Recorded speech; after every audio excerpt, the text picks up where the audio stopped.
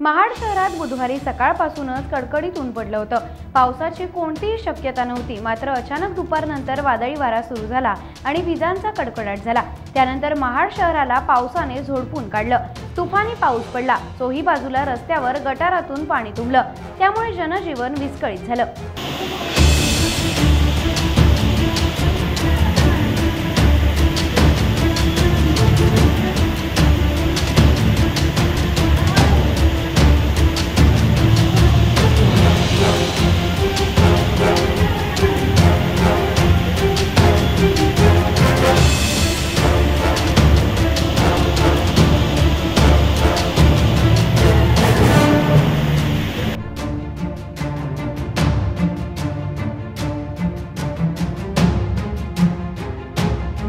Times डिजिटलला like करा, share करा, subscribe करा आणि बेल आयकॉन दाबायला विसरू नका।